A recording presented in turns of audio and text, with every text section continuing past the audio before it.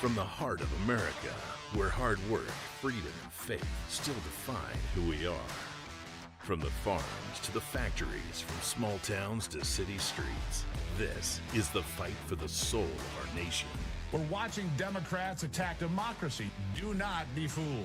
The strength, the grit, the greatness of the American spirit, all right here. The left wanted power, not peace, but there's a resistance rising. A generation saying enough, enough. We've tried it their way, and it failed. The Steve Gruber Show with your host, Steve Gruber, starts right now. Here on the program, glad to have you along for the conversation. Fighting for you from the foxhole of freedom.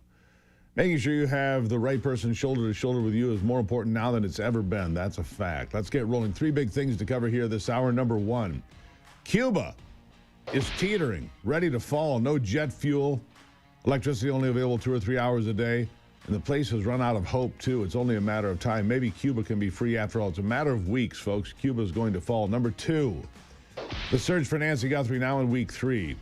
We need to be honest now. This is most likely not going to end well unless there's a miracle at hand. The case has picked up speed, but it seems like it's probably too late. And number 3, there is a moment in history when a civilization either remembers who it is or slowly apologizes itself into irrelevance. And if you're paying attention right now, you can feel that moment building. It's at hand. The American people are tired of being told to shrink, to doubt themselves, to act like the greatest force for freedom the world has ever known is somehow something to be ashamed of. The mood, however, is changing. You can feel it in the culture, in the politics, and in the way leaders are starting to talk about America and the West again. I saw it on display just recently over the weekend when our Secretary of State, Marco Rubio, delivered one of the best speeches on preserving Western civilization I've heard in a very long time. He encouraged Europe to stand up for the ideals that made it great, hearkening back to the resurrection of Western civilization at the end of World War II. Listen to this. But together, our predecessors recognized that decline was a choice, and it was a choice they refused to make. This is what we did together once before, and this is what President Trump and the United States want to do again now, together with you. And this is why we do not want our allies to be weak, because that makes us weaker. We want allies who can defend themselves so that no adversary will ever be tempted to test our collective strength. This is why we do not want our allies to be shackled by guilt and shame. We want allies who are proud of their culture and of their heritage, who understand that we are heirs to the same great and noble civilization, and who together with us are willing and able to defend it. Now, the Trump administration has taken a bold stance in the last year to repeatedly encourage our allies to take responsibility for their own defense, whether from international enemies or from the staggering influx of immigrants who hate the ideals of the country they're coming to live in. Marco Rubio says it's time to stop being fearful, man up, stand for what's right even when it's not popular, because that's how we secure a future for our kids. For our kids. Here he is again. For we in America have no interest in being polite and orderly caretakers of the West's managed decline. We do not seek to separate, but to revitalize an old friendship and renew the greatest civilization in human history. What we want is a reinvigorated alliance that recognizes that what has ailed our societies is not just a set of bad policies, but a malaise of hopelessness and complacency. An alliance is the alliance that we want is one that is not paralyzed into inaction by fear. Fear of climate change, fear of war, fear of technology. Instead, we want an alliance that boldly races into the future. And the only fear we have is the fear of the shame of not leaving our nations prouder, stronger, and wealthier for our children. Boy, was that beautiful. We're not here to watch the decline of the West and just passively just say, well, that's okay. We're just here to steward its decline. No, sir. Absolutely not. He wanted to describe the kind of alliance that we want with our European partners, and it's right on the money. We've been rightly criticizing NATO over the last decade and here for a long time as well. But if our alliances could look more like what Rubio describes, that'd be good not only for America, but for the entire world. One more comment. an alliance ready to defend our people, to safeguard our interests, and to preserve the freedom of action that allows us to shape our own destiny, not one that exists to operate a global welfare state and atone for the purported sins of past generations.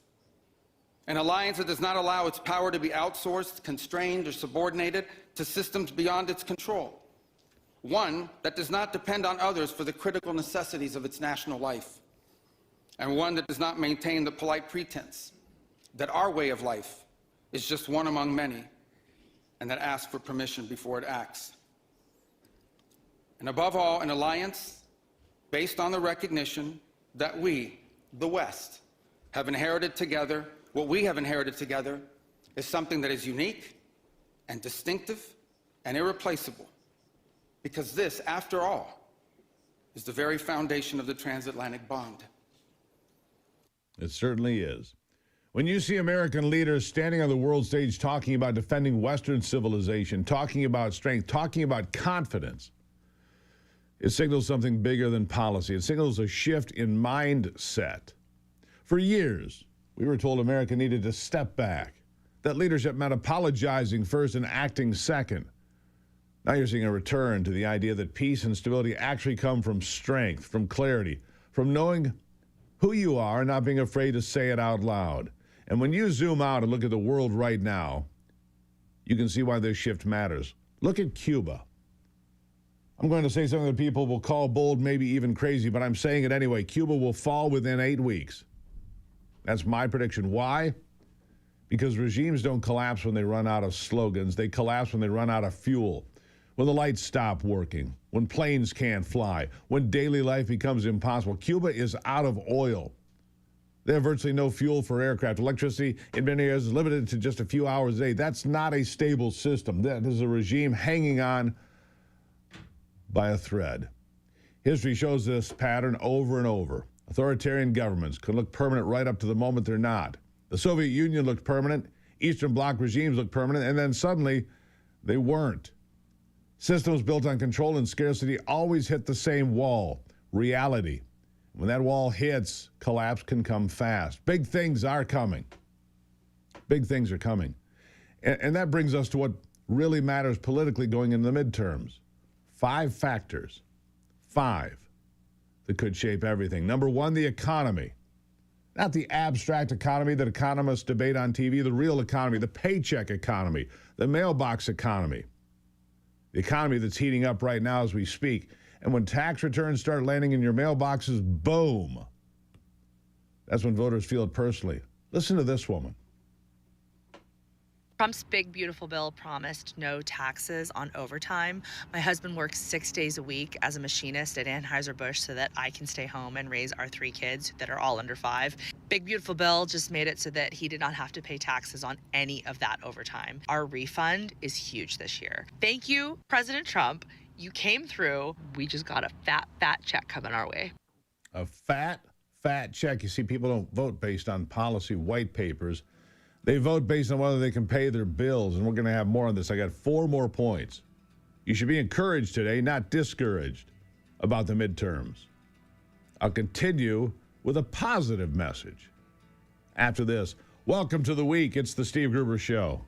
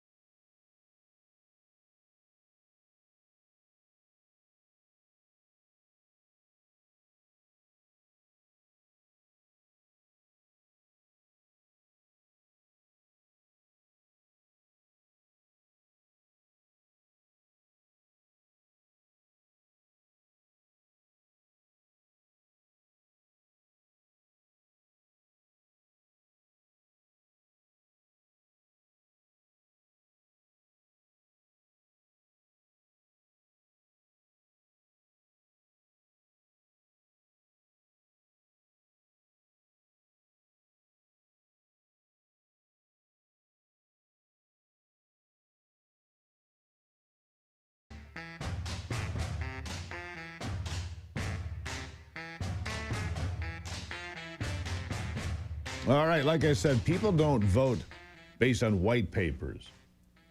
They vote based on whether they can pay bills, buy groceries, fill up their gas tank, and maybe even save a little for the future.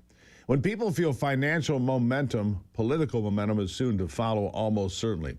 That's number one, again, the economy. Number two, the SAVE Act. The SAVE Act. I believe it gets across the finish line one way or another. We've got 50-some Republican senators voicing their support now. And I think we could even see a reasonable Democrat or two join the ranks, like Senator John Fetterman. Listen to what he says. So you're not there on the Save America Act specifically just yet, but you're there on the principle of voter ID. Is that what I'm hearing? What I'm saying, though, that states, whether it's like Georgia or other states, you have ID to vote. That's not a radical idea. Now, some people can agree or disagree on that, but it is not a radical idea. And many states already do that. And Wisconsin already ratified that in their constitution. Wisconsin elected a very liberal justice, and now almost 2-1, they voted to produce ID to vote and put it in their constitution. Wisconsin, you have Baldwin, very liberal, and Johnson, very conservative. Yep, there it is. Of course, it's not Jim Crow 2.0, and good on Fetterman for breaking with his party and stating the obvious. Like I said, I think this bill is getting passed. And the reason is simple. Overwhelming public support. Americans want election systems they trust. They want clarity, transparency, and verification. That isn't radical. That's basic democracy. When people believe elections are secure and honest, they participate. Confidence is the foundation of any system that depends on public consent. Number three, this is a big one. The Supreme Court decision on the racial gerrymandering case out of Louisiana. I'm going to make a prediction here. A 6-3 ruling coming in June. If that happens, here's something you might not know. It freezes the redistricting plans in places like California and Virginia, where race has been used as a primary factor in drawing maps. That would force those states to use existing maps rather than redesigning districts in ways that could dramatically shift political power. Meanwhile, Texas stands because it didn't structure its maps that way. And if Louisiana ends up being restructured under stricter constitutional standards, you could see 3 additional GOP seats emerge alongside the gains expected out of Texas. That's 8 seats. Congressional math can shift fast when court rulings come into play. Number 4, another lawsuit. This one out of Mississippi. Targeting election counting beyond Election Day. This is massive, too. It doesn't get nearly enough attention. Right now, it looks like a 5-4 vote because Amy Coney Barrett's a little weak on this one. If it goes that direction, it could dramatically limit prolonged vote counting periods. Many Americans believe elections should produce fast, decisive results, not weeks of counting and uncertainty. And number 5, yeah, I think this one could happen too. Peace in Ukraine. Tomorrow, Steve Witkoff, Jared Kushner will participate in trilateral talks with representatives from Russia and Ukraine in the afternoon. I think a peace deal is closer than you might think. Russia reportedly suffering some staggering losses. That's what NATO Chief Mark Rutte said at the Munich Security Conference over the weekend. Listen to this. But also an understanding on Ukraine that the Russians are reaping up staggering losses day in, day out. 35,000 dead in December, 30,000 dead in January. So where they want to perceive the Russians as a mighty bear, you could argue that they are moving through Ukraine at the stilted speed of a garden snail. And let's not forget that. Let's not fall in the trap of the Russian propaganda. Nothing stabilizes global politics like the end of a major war. Energy prices stabilize. Shipping stabilizes. Markets calm down and American voters exhale. When voters feel stability, they reward leadership they associate with strength and resolution. Put all 5 of these together. Economic acceleration, election integrity legislation, constitutional clarity on redistricting, faster election results, timeliness, and movement toward global peace. And you're looking at a political environment that heavily favors strength, messaging, and stability. Focused leadership. But underneath all of this is something deeper than elections. This is about identity. Where is America? Where is it? Are we still the country that rebuilt the world after World War II? Are we still the country that led the technological revolution? Are we still the country that defeated actual fascism, pushed back communism, and led the free world through the most dangerous decades in modern history?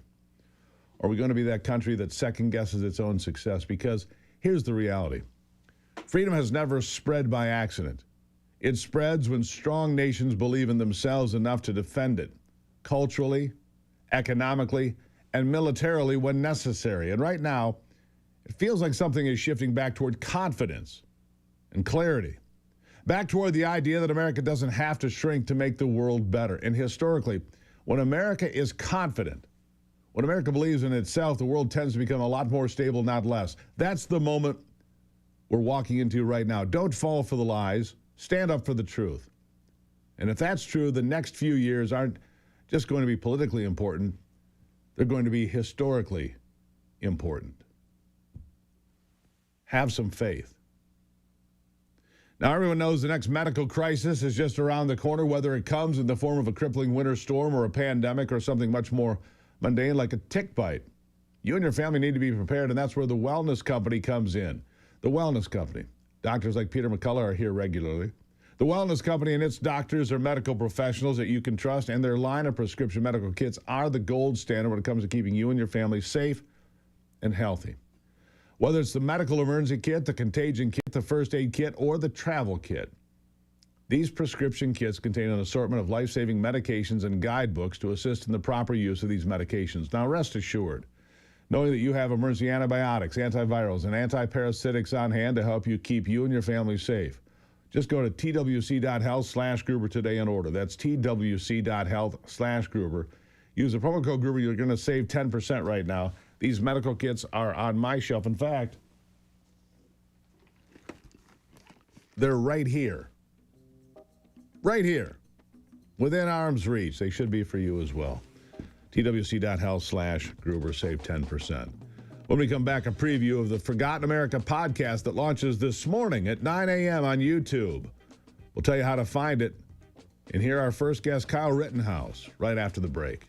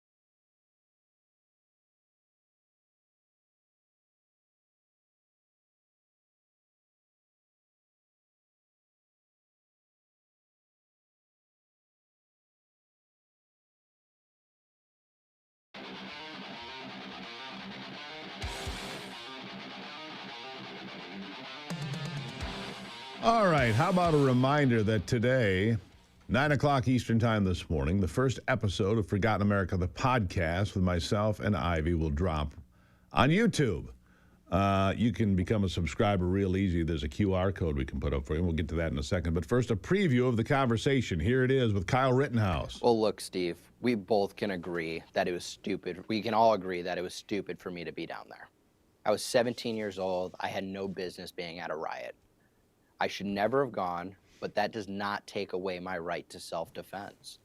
The only thing I would have done different, if I would have known I was going to be violently attacked and maliciously prosecuted, I would never have gone there. I would have stayed at home, would have let the city burn down. Yeah, Kyle Rittenhouse been out of the public eye for quite a while now. He gets death threats daily, but he admits, I should never have been there. I was 17 years old. Gone into hiding, death threats every day. He moved to Texas. Changed his whole life, got married. It's quite a conversation. This morning, 9 a.m. on YouTube. Click subscribe when you get there. It'll drop at 9 o'clock today. You can listen to it anytime you want. Like all of the episodes here. It's all on YouTube. It's a great place for you to be. We picked up a few hundred new subscribers in the last couple of days. You should join the movement. All right? You should join the movement. Kyle Rittenhouse today, 9 a.m., Forgotten America. We'll have all sorts of voices. People you know, people you don't. Oh, yeah, big stuff coming your way. And it's fun to do.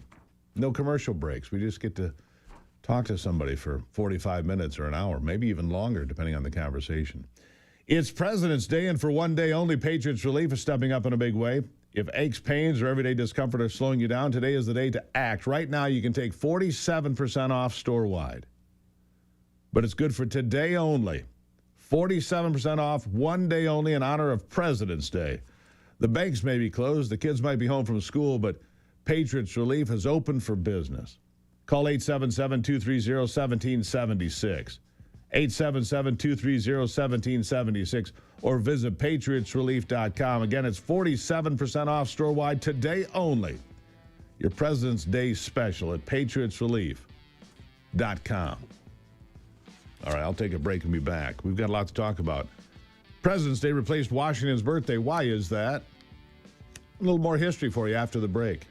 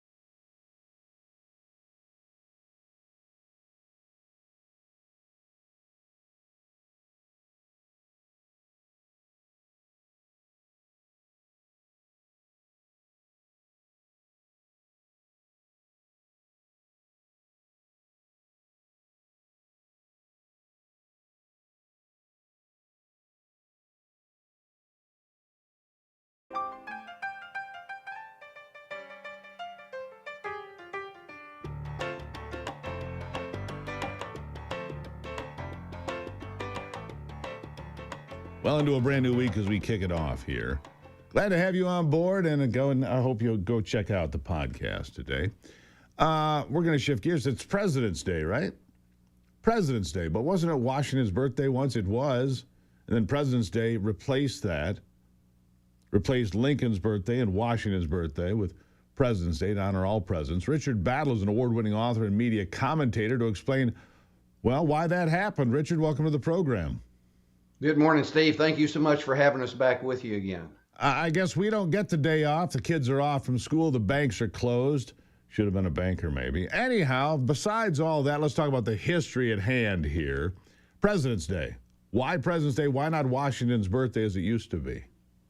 Well, I think it's interesting that Washington's birthday was first celebrated in 1879. And I can remember as a youngster having Washington's birthday as a holiday and Lincoln's birthday as a holiday. Right. But in 1971, the country came on this kick about having Monday holidays so they have long weekends. And so the Washington and Lincoln's birthday were combined into President's Day and moved to the third Monday of the month. And that seems innocent in and of itself, but to me, it's so disrespectful of President Washington especially, and also Lincoln, because it makes them equal with the other presidents, which makes them no better than the other presidents. And to me, it's a disservice to our children that we don't celebrate Washington's individuality and his example for them as they're growing up. Yeah, you know, I learned something here recently. There are two indispensable presidents, Washington and Lincoln. For if not for those two, we would not be here today, you and I. And I learned that before the election of 1864, Abraham Lincoln wrote a letter to the nation because he thought that the Union could lose. And he sealed that letter and he said, in the case that we lose the war, you can open this. Of course, we didn't lose the war, but then he died and the letter was opened. It was an apology to the nation. Accountability in a real way. That's what stands people like Lincoln apart from everybody else. It was accountability saying, I failed. I failed. He had doubts even as late as 1864 on the outcome of the Civil War. This is why he stands above the others, isn't it? Well, yes, absolutely. And just think about this. When we have young kids, we don't celebrate their birthday on a Monday so we can have a 3-day weekend. We celebrate their birthday on their birthdays. And so when we celebrate Washington and Lincoln's birthday with every other president, it says they're not important. And when we do it on a fake day every year, that says they're not as important as a little kid's birthday. We need to celebrate Washington's birthday on the 22nd, Lincoln's on the 12th. If we want to have a President's Day for the rest of them, I'm okay with that. But we need to separate and highlight Washington's character, because that's what's missing today from a lot of our elected leaders, is that same character and honor that Washington and Lincoln possessed. Yeah. You know, most revolutions end the same way, with another person coming into power and taking over the power vacuum of those before them. And Washington could have done that. They offered him the chance to be king of America. He said, no, I'll take the presidency. And then, after 2 terms, he walked away.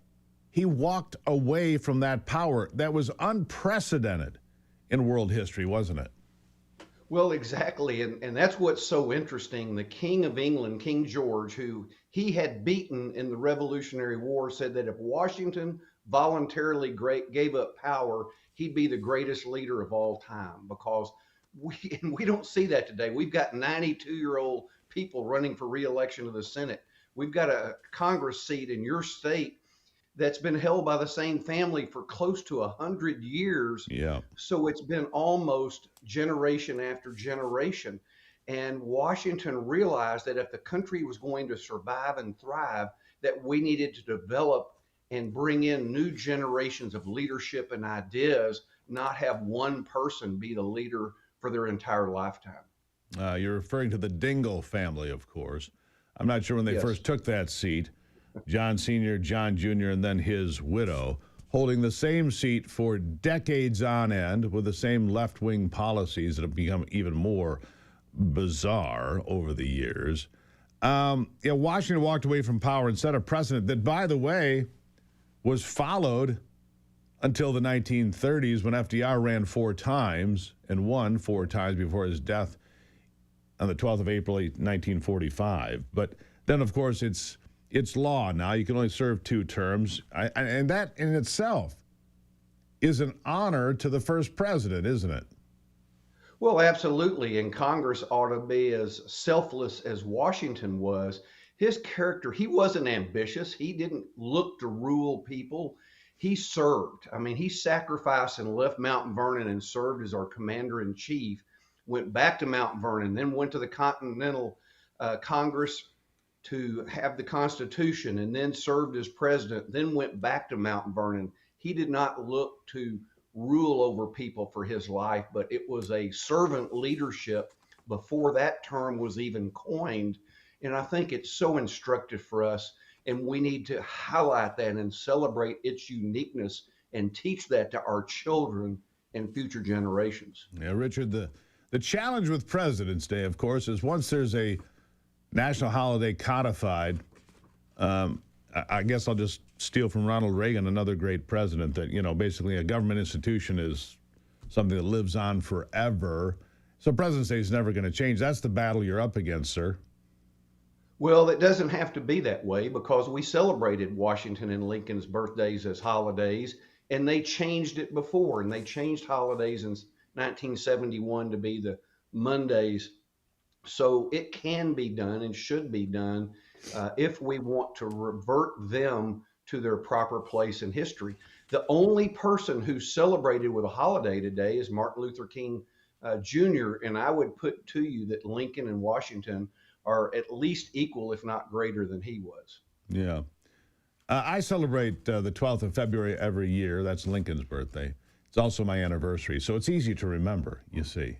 So we celebrate that in our household in a different way, I guess in a special way.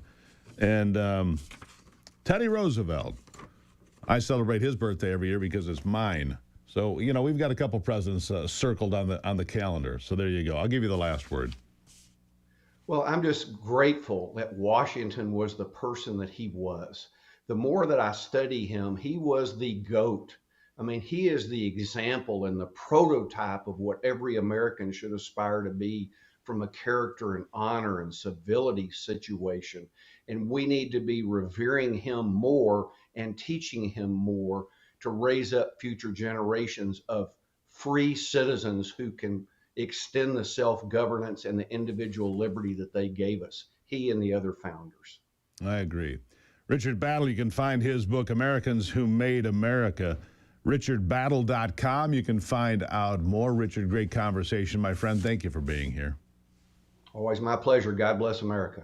God bless America. There you have it. We can do that on President's Day, can't we? Yeah.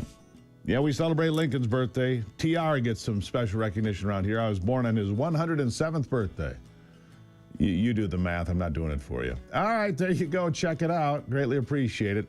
I'll take a break, and when we come back, we're going to find something that keeps you, maybe we can make you 107 years old with the right product. Maybe.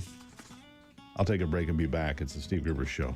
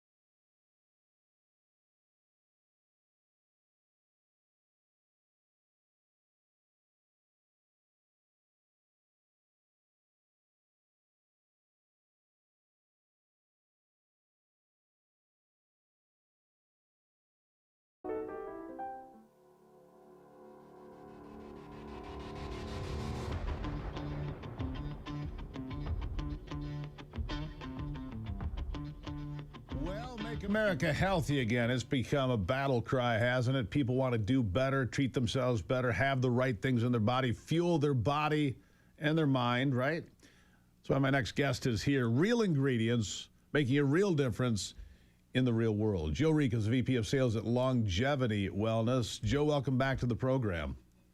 Well, good morning, Steve. It's a pleasure to be here today. Always good to have you, my friend. Look, we just got back, Ivy and I did, from a few days of skiing. We were worn out. We were tired. First thing we did, we didn't take it with us. Mistake. We got back. We had some longevity just to kind of feel like we needed to refuel our bodies and our minds and get back on track. It is the go-to for us in this household, longevity. It is a wellness drink, but it is so much more. And when I say make America healthy again, you guys use real ingredients, real products to make a real difference and deliver for your customers every day. Tell the folks the ingredients and the things that this will benefit when you use longevity. Well, you know, I love it. And that's exactly right, Steve. Here at Longevity Wellness, we use real food for our nutritional drinks. So what you're going to find in Longevity is 22 natural vitamins and minerals. And this is what I love. I love reading the ingredients on here because when we get our vitamin and our mineral blend, we get it from real whole foods. Foods like broccoli, spinach, kale, pumpkin, sunflower seed, kelp, sweet potato, maitake, shiitake mushrooms. All of those natural ingredients from bioavailable sources, meaning that they grow in farms and are not grown in labs. There's nothing synthetic in Longevity. You're going to have 16.5 grams of protein, or excuse me, of collagen for your hair, your skin, your nails, your joints. 25 grams of protein to help build your muscles. Bovine colostrum for immunity, DHA and omega-3 oils for brain health. And let me tell you, Steve, the best thing about Longevity is that you can mix it up with anything. You can use water, you can use milk, you can use orange juice. And I want to show your viewers just how versatile Longevity is. In fact, I'm going to mix up this chocolate shake that comes in the single serve bottle. I'm just going to mix that up with water because water is so easy. It's so quick to do. You just put the water inside of there. Give it a couple of shakes, Steve, and it's ready to go. So now you have your chocolate Longevity ready to go. Let's say, for instance, if I want my strawberry. I love having my strawberry Longevity with actual milk because it gives it that little bit creamier texture to it. So I already poured my 2 scoops of Longevity inside of there, and I'm going to put my Longevity inside of the shaker bottle just to show you how quickly and how easily this Longevity mixes up. Just a couple of strong shakes there, and it is ready to go. In fact, I even have a glass right here to show you how easy it is. Already mixed up, ready to go. So there's your strawberry. And this is one thing that I love about the vanilla too, Steve, is I have a vanilla right here, and I'm going to add some orange juice into the vanilla because that's going to make it taste kind of like an orange Julius. You know, if you really want to get that authentic orange Julius taste, you can add a little bit of ice into it. But watch this, Steve. I'm just going to mix this up really quick. Couple of shakes. And guess what? It is ready to go. And you have Longevity in so many different varieties, so many different ways that you can do it. It's healthy. It makes you feel better. It gives you the energy that you want. And it gives you the vitamins and minerals that your body really does need, Steve. You know, and my secret here at the house, because I see 3 great plans right there, Joe, of how to put it into your system. Chocolate, vanilla, strawberry, all of those different things. I do something a little different. I add milk and ice, and it turns it into a frothy, it's almost like a milkshake. We do it, which I like the chocolate. But the beautiful thing about what you said there is you can get all of these great ingredients, all these great nutrients, all this great nutrition, natural nutrition, like you said, broccoli and kale and sunflower seeds, all there. But you can make it the way you like it. You don't have to say, oh, this is the flavor and this is all you get. No, you can experiment a little bit. My son actually mixed vanilla and strawberry together. He gets a little crazy. He went, oh, let's try this. Yeah, kids are, try it out, you know, and see how it comes out. And so you can find the flavor that you like. But the takeaway is no matter how you do it, you're going to get good nutrition. Now, if you add a little orange juice, get a little bonus. You add a little milk, get a little bonus, right? Anything you want, any formula you want, with a little extra kick depending on what you mix it with, right? Absolutely. It's simple to do. You know, with the powder, you can add it to water, milk, water, milk, orange juice. You can take the powder, you can put it in your fruit smoothies, you can put it in pudding, you can put it in applesauce. It is very, very versatile. And at the end of the day, Steve, it tastes amazing. It's a simple way to get you what your body needs so you can feel good. And when we feel good, life is just good, Steve. Absolutely. And I don't know if you ever tried this trick, and maybe this isn't on the to-do list, but there's one other thing we did here recently, and it was really good. We added just 1 scoop to pancake mix. Hello, you got vanilla pancakes. Yep. It was great. So there's other ways you can use this, but the takeaway is still the same. Brain health, gut health, overall better feeling, getting the nutrition you need. So if you're a kid in sports, you can boost your nutrition when you're really draining your body at 2-a-days in football, for example. If you're older and you're like, I'm not sure I'm getting enough nutrition, you can make sure you're getting what you need from longevity. If you're on a weight loss plan of any kind, certainly one of those GLP deals, you can make sure you're not losing bone and muscle. It's all right there, isn't it? It is, and it's simple to do. It's 1 shake a day, 1 drink a day, and you're gonna have you're just gonna feel better, Steve. And what I love about this too is I get calls from customers that are taking longevity on a daily basis, and they tell me, they're like, Joe, I'm taking longevity every single day. I have the energy. I feel good.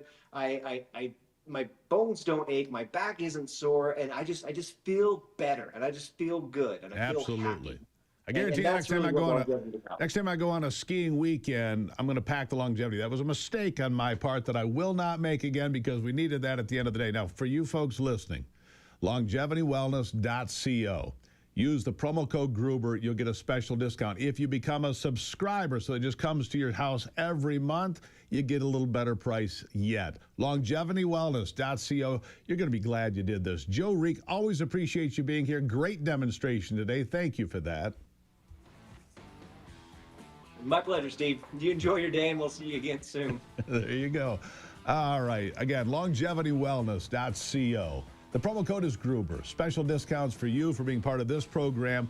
And if you get a subscription like so many people do, you'll save even more money. Longevitywellness.co. Promo code Gruber. We'll be right back.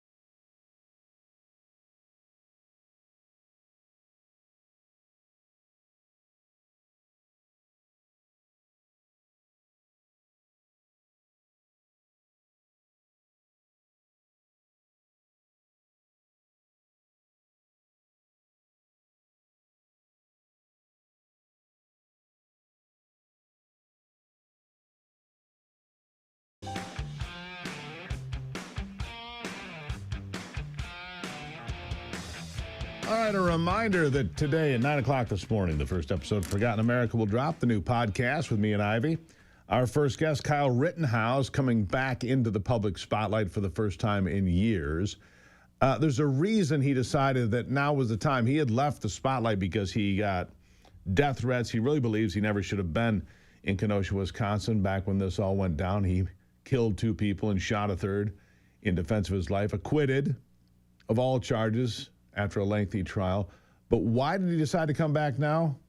Here's why. They killed and murdered my friend Charlie Kirk. They've attempted to assassinate President Trump 2 times and failed, but they've gotten worse as time has gone by. And my question is, when does the violent left stop? When do we put a stop to all of the hate in the violent left's heart to where they want to stop taking our lives away from us and attempting to stop killing us? Yeah. The murder of Charlie Kirk was profound on many of us. Kyle Rittenhouse as well, clearly. When are they going to stop trying to kill us? I think it's a pretty fair question, right? Here's a story that I'm going to get into this week. Here's just a preview. The Department of War transported a next-generation nuclear reactor over the weekend. Something totally new and different. It's been shipped from California to Utah for testing at the San Rafael Energy Lab in Orangeville. It's going to be a big deal.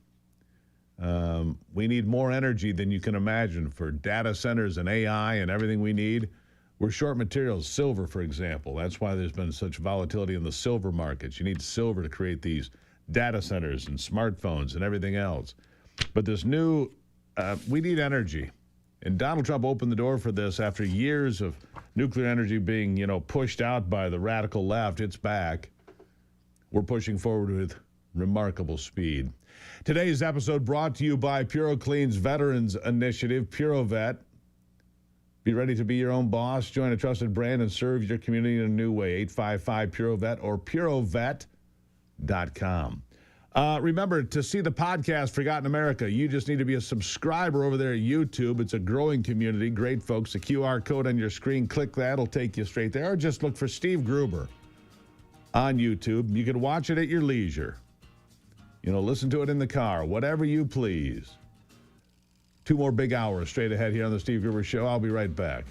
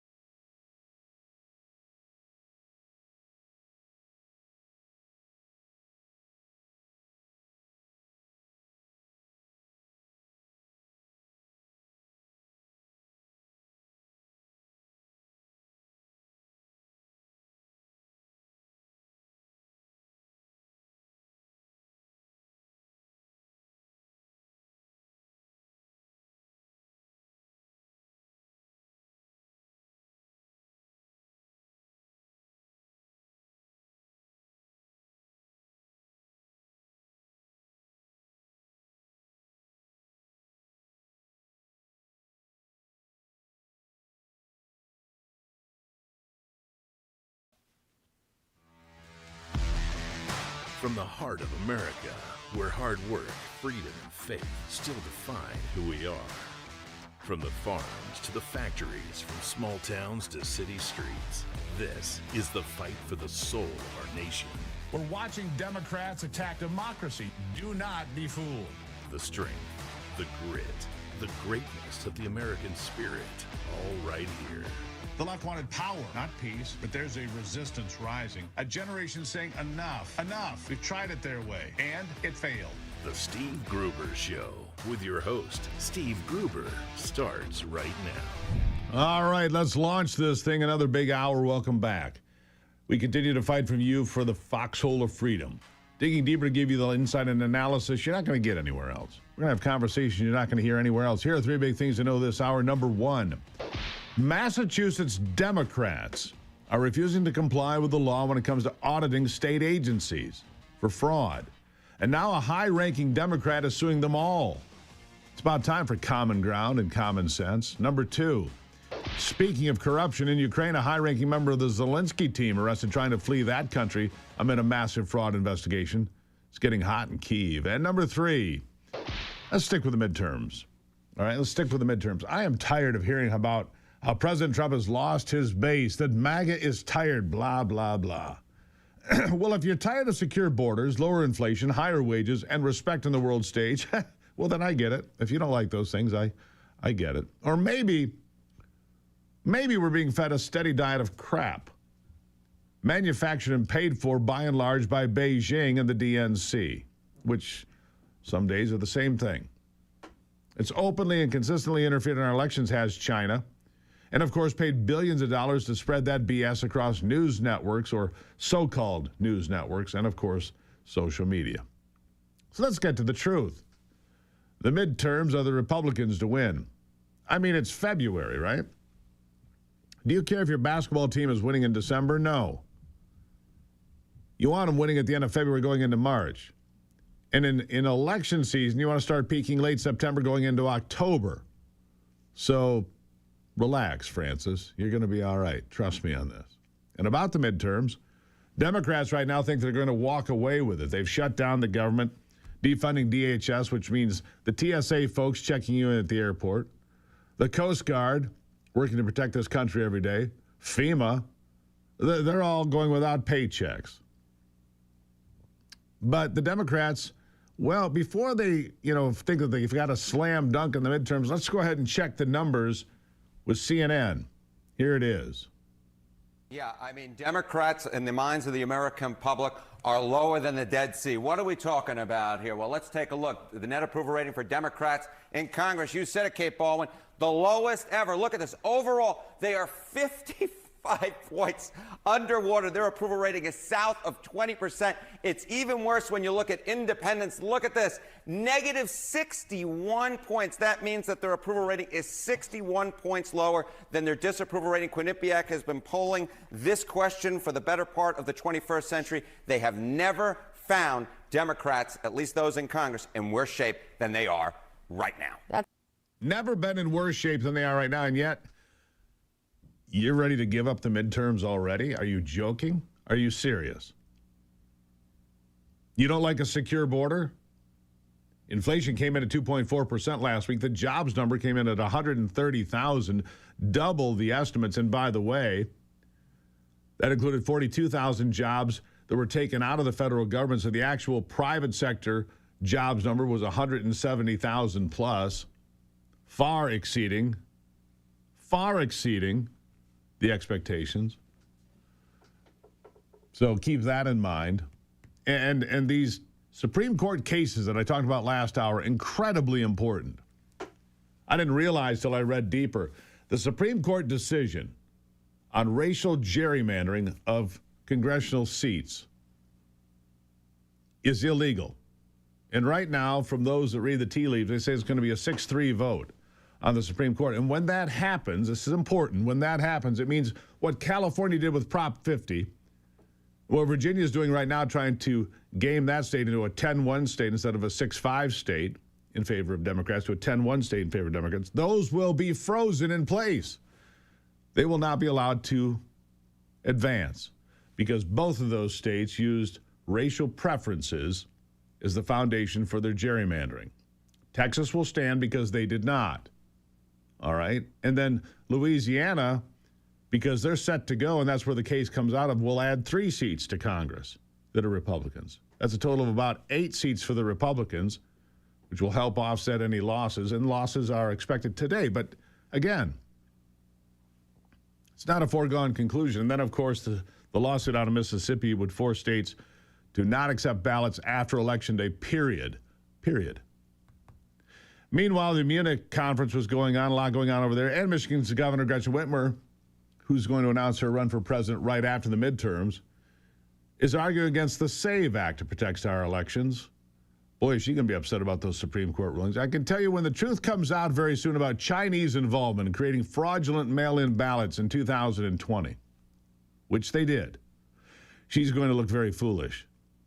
The Chinese created false identities to create false ballots that were then shared with Democrats. She's going to look foolish. That is unless she can keep what happened in Michigan a secret even longer, because Michigan is one of the places that happened.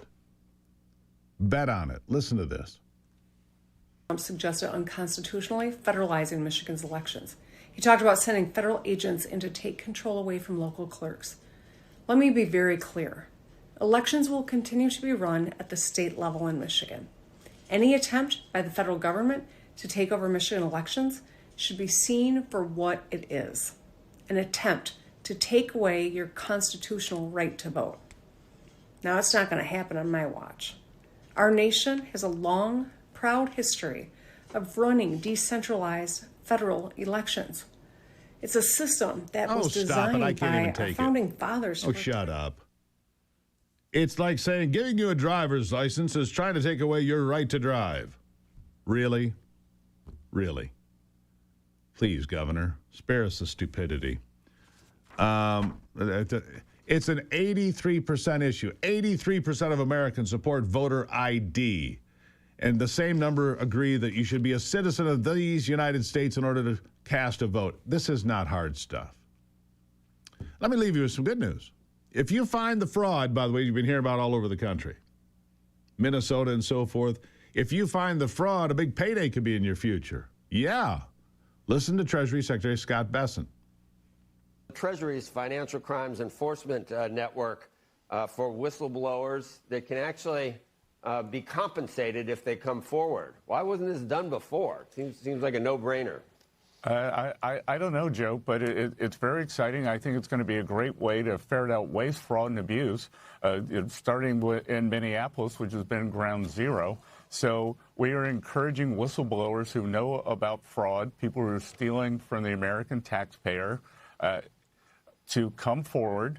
At Treasury, we're setting up a website, and we will be giving rewards up to 10 to 30% of the fines that we levy. Yeah, found a side hustle. Let's go find the fraud. You know, if it's $1 million, you get 20% of that. Hey, it's $10 million, and you get 20% of that. 10 to 30%. I'll just call it 20%.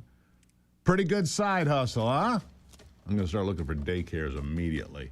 I'm going to take a break. When we come back, the dangers of cannabis, the dangers of marijuana, the dangers of having a weed shop on every corner. We'll talk about it coming up.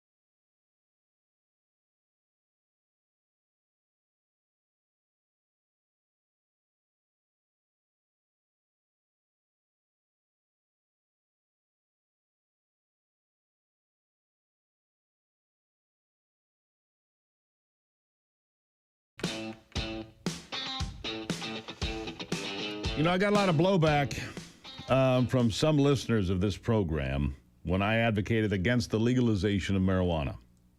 I said, decriminalize, I could live with that. But full-on legalization with a weed shop on every corner in Michigan and Colorado and all over this country now was a terrible idea. Terrible idea. Not to mention that the marijuana you get today is very different from the weed you got a few decades ago, or even probably 10 or 15 years ago. Super potent marijuana now. Super potent. Ann Shapley is the chairman of the Eagle Forum. She joins me now to discuss. Ann, good morning. Good morning. Thank you so much for having me. Yeah, in fact, even the New York Times has come around acknowledging the dangers of weed, calling for more regulation. Look, when it got legalized, you got gummies, you've got pre-rolls, you've got vape pens, you've got all this stuff. I went into a weed shop to look it over to figure out what was up there. So that's how I know. I did my homework. I mean, you can buy all sorts of things. You can buy candy that's weed candy and all sorts of stuff. Well, what do you think happens? What happens is it gets in the hands of kids, right? It gets into the hands of kids, and we know that marijuana is very detrimental to developing brains, especially in boys. This is not a good idea. Your thoughts? You're absolutely right. That has been peddled. The drug pushers are peddling to the children so they get people hooked on for life. And what's happened to our teenage boys is terrible. They are the major users of the marijuana. We need warnings the way tobacco has warnings, because big marijuana is taken over certainly my neighborhood. You see it everywhere, all the pot shops, as you say, the stink, and we have to protect the children on this. You know, here's what I found interesting, and I want to share this with you. I was in Colorado here just recently, and in a store I saw that they had vape pens, but I learned that it's illegal in Colorado to have flavored nicotine products, be it chewing tobacco or these nicotine pouches or vape or anything. You can't have any flavored anything for nicotine, but for weed, oh man, whatever you want. You want candy, you want gummies, you want this, you want that. How does that make any sense? Well, it's definitely peddling to the children to get them hooked on it. And cannabis use disorder has become a major problem. It's something like 25% of... Hold on. What is cannabis use disorder? Is that the newest thing? Well, nearly 30% of marijuana users will get this cannabis use disorder, which means you're addicted to marijuana. And the addiction leads to psychosis and schizophrenia. Oh, well, that's comforting. But it's not really a mental disease. It's an addiction. I've never bought into the whole idea that alcoholism is a disorder, but maybe that's just me. Maybe I'm old-fashioned. I think people should push themselves away from the table if they're 400 pounds, and I think they should push themselves away from the weed pipe if they can't live without it. Learn to live without it. You're being controlled by a substance. Not sure it's a mental disorder, but that's neither here nor there. The fact of the matter is it's deeply damaging. That's what we agree on, right? It destroys IQ. And so you are going to be a less intelligent person if you smoke weed. Why do you think they call it dope? Yeah. Stoned and stupid is no way to go through life. Anyhow, go on. I think you can't neglect the pipeline from marijuana to mass murder. So many of these terrible shoot 'em up cases in schools, the perpetrators have been heavy marijuana users. Wow, I didn't know there was a connection there. I know there was a connection to antidepressants. There's also a connection more recently to transgender ideologies. We've seen that a number of times, most recently in Canada with that horrible school shooting there where I think 9 or 10 people were killed. But heavy marijuana use. Heavy marijuana use is certainly from Columbine on up. Many of those shooters were heavy marijuana users. Interesting. What can we do now? The New York Times gets it, finally. Some places are getting it. I mean, here in Michigan, there are so many weed shops, it's unbelievable. I mean, literally, when I say one on every corner, it's only a slight exaggeration. That's what we have in Missouri. In Missouri, marijuana is a constitutional right in our state constitution. And what we need to do is treat... see how the campaign against big tobacco went. We stopped them from advertising in big tobacco. We stopped them from peddling to children. And as you point out, we stopped them from lacing their product with candy flavors. So hold on. So you make a great point there. That's a very important point, because if I drive down the interstate in Michigan, I'll see one giant billboard after another. Weed shop, weed shop, weed shop, with all their clever little names and all that they have and blah, blah, blah. You can't put up a sign for Pall Malls or Winston's, can you? No, no. And why are we so... People have this marijuana is dangerous today because people believe it is not dangerous. And we need a social pressure campaign to show the dangers of marijuana. Yeah. So how do we do it? Give me a solution. Well, I think we should advertise how detrimental it is to anyone under the age of 25.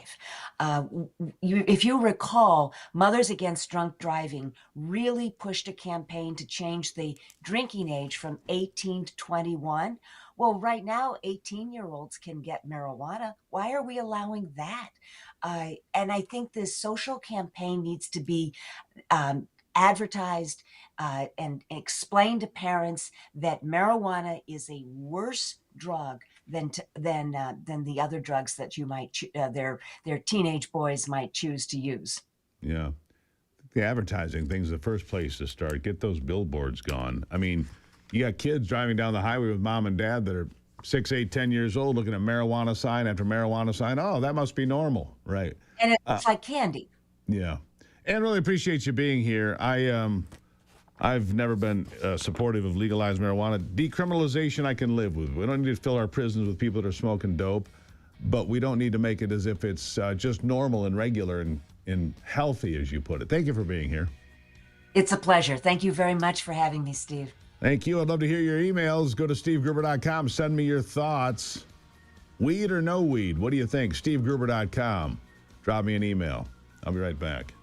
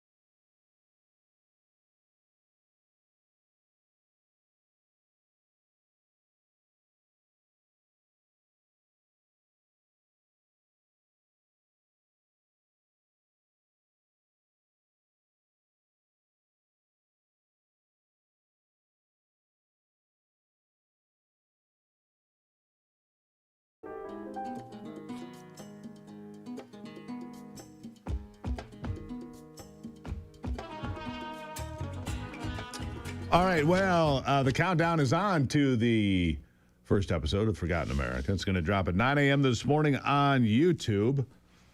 I'd like to have to stop by and check it out. Kyle Rittenhouse, who became famous or infamous, a lightning rod following the summer of Floyd and all that. Went to trial for killing 2 people and shooting a third in Kenosha, Wisconsin. He's our first guest. Was in the shadows for years. And then Charlie Kirk was murdered. He says, I can't just sit quietly anymore. Came back into social media, came back into the public spotlight, still gets death threats. Here's a preview of what you'll hear. No matter who they harm, what they do, what they destroy, they don't care. It's part of a cult. And they should not be held accountable in their minds. And they shouldn't be held accountable. They are morally right for what they do. Just ask them, yeah. Your thoughts? Absolutely. It's a violent left extremist culture. And it's going to get a lot deeper than that. Kyle Rittenhouse today, 9 o'clock on YouTube. We've got a connection for you here. You can jump right on, click the QR code, and go straight to YouTube. Become a subscriber. Always click the like button.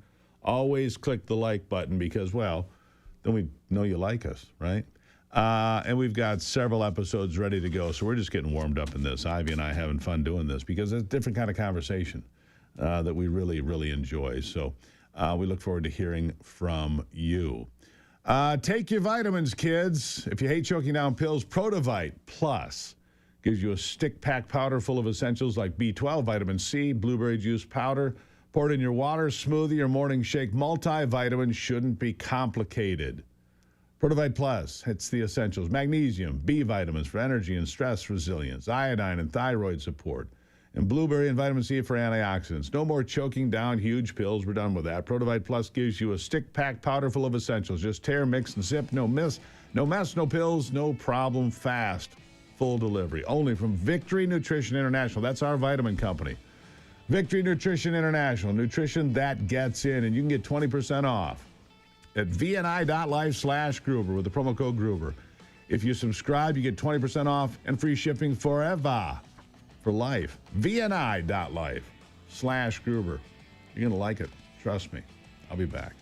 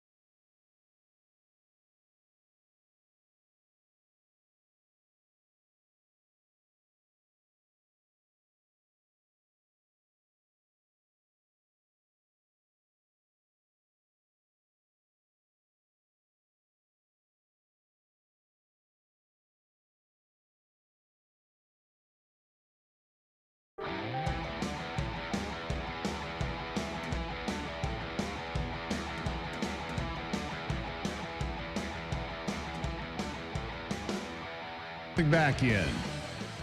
Yeah, so many things to talk about, so little time. That's why we do the podcast sometimes, to make sure we get enough, time to talk to the people we want to talk to. Now, Cuba, the communist regime, is in real trouble, all right? They're out of jet fuel. No commercial flights in and out. Electricity down to 2 or 3 hours a day, from what I understand, from people inside that falling country. My prediction is less than 8 weeks. Cuba's going to fall. We're never going to fire a shot. Cuba is going to fall. That's my guess. George Moretus is a Florida candidate for Congress, Navy veteran, submarine warfare officer. Sir, thank you for being here. Thank you, Steve. I really appreciate the opportunity to be on here. When you look at Cuba, they have no oil coming in, so they have no jet fuel. Look, this country's been a dump since not long after Castro took over. You know, you go back to the 50s. Havana, Cuba was a destination city, a world-class city, where people used to go to travel, to go to the casinos, to do all sorts of things, just to have a great time, great food, great people. Communism destroyed all that. And it's been in this malaise, this horrible place for decades. Is Cuba on the verge of being free? Do you believe the same thing I do, on the verge of collapsing and therefore breaking free finally? Yeah, I do, Steve. They're definitely desperate. You know, 9 out of 10 people live in below poverty. 7 of 10 have to forego a meal every day.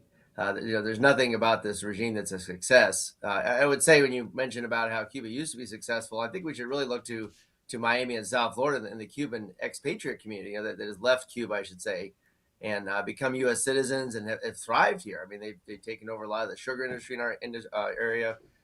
Politically, they mostly, most of their descendants are running Miami-Dade County, and it's been a tremendous success. So I think that's what we should look to for Cuba's future. But I do agree. I think the regime is on the verge of collapse finally. Yeah.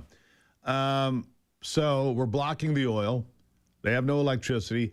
And you said 7 of 10 forego a meal each day. That's not by choice.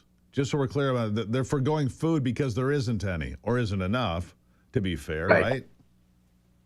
Yeah, and I think we have to give President Trump credit and Secretary of State Rubio. You know, they're seeing an opportunity here now that Venezuela's fallen, which they had obviously a huge hand in, to take advantage of this, to like you said, free the Cuban people. You know, give them an opportunity, become more like a Dominican Republic than what they are now, which is essentially like a North Korea in our hemisphere.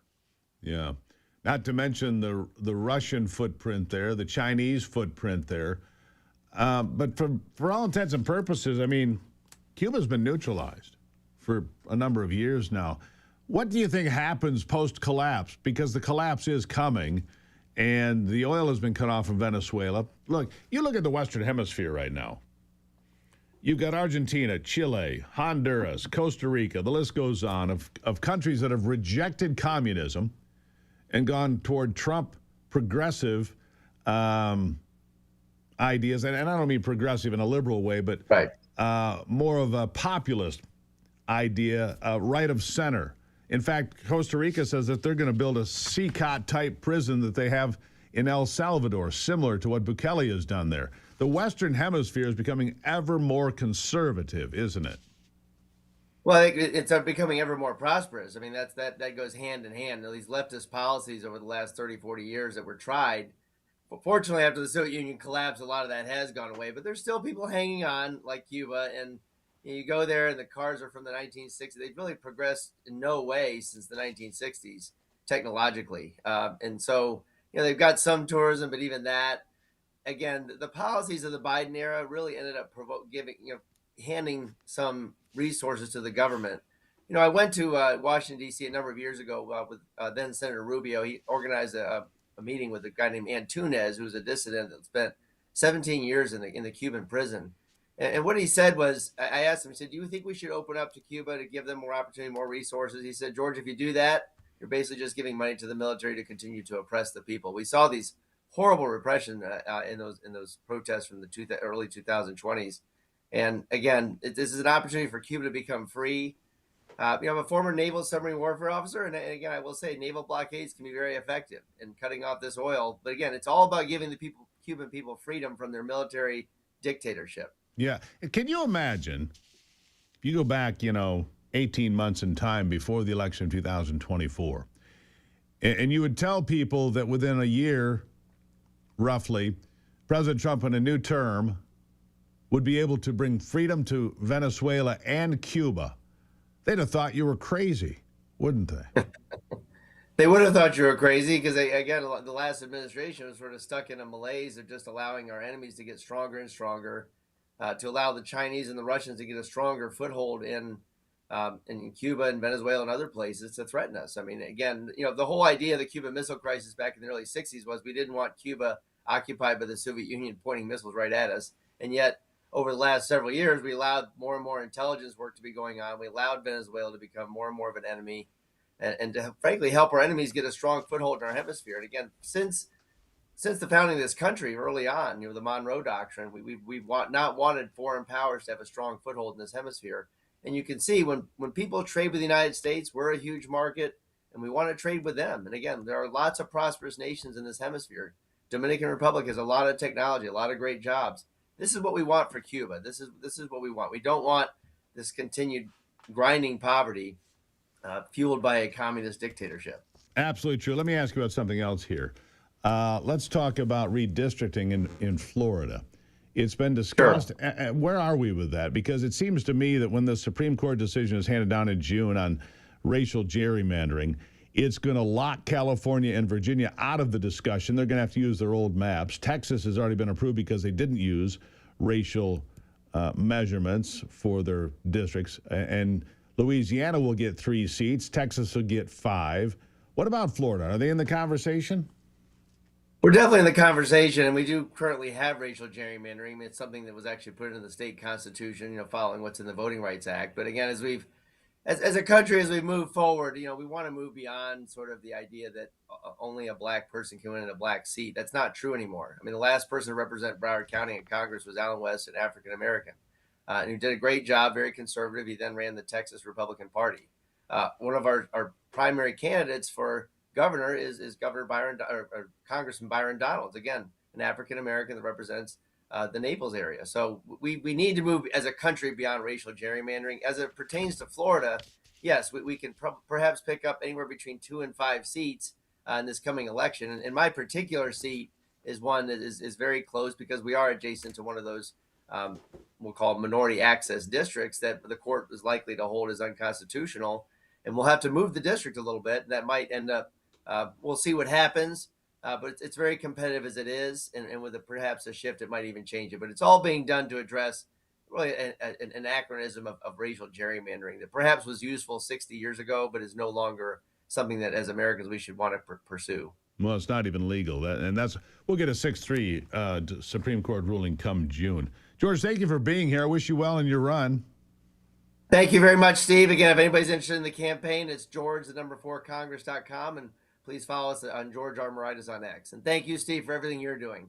Thank you, sir. Greatly appreciate it. Best of luck to you, and we'll see how that plays out as far as redistricting. Thank you, sir. All right, we're going to take a break. We're going to cover a whole host of stories after the break. The glove with DNA and the Nancy Guthrie case. Let's be honest. It's not going to end well, folks. It's not. It's been too long. We'll talk about that and more after the break on The Steve Gruber Show.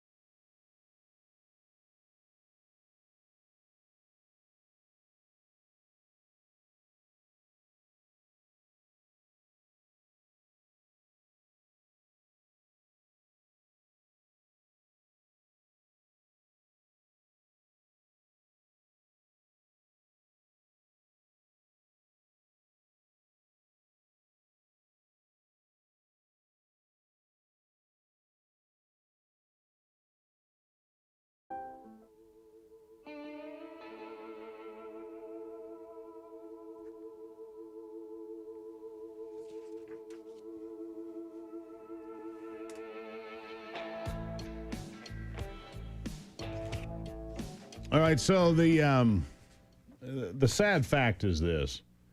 We're in week 3 now of the Nancy Guthrie investigation. The 84-year-old mother of Savannah Guthrie, missing for more than 2 weeks now. And there were some folks that were jammed up over the weekend, brought in as, well, they weren't exact. They were detained, not arrested. And then a vehicle was searched. A Land Rover was searched. But the big break in the case is the glove with DNA appears to match gloves that were seen on that video that was the big break here. But that's been more than a week now, actually. So the sad fact is this. This is not going to end well, all right? It's not. 16 gloves were found in various areas near the house in Tucson. Sadly, most of the gloves belonged to searchers who used and discarded them while searching the area. That's pretty reckless and sloppy, but the gloves were found along the road about 2 miles away. Apparently there's a DNA match to DNA found in the house. So the people that were taken into custody, we don't know where that goes. They did the biometrics of the person on video. They went in, sealed it off, took estimates. They say the perpetrator at the front door, 5'9" or 5'10", wearing gloves, using them to cover the camera, then dismantling it.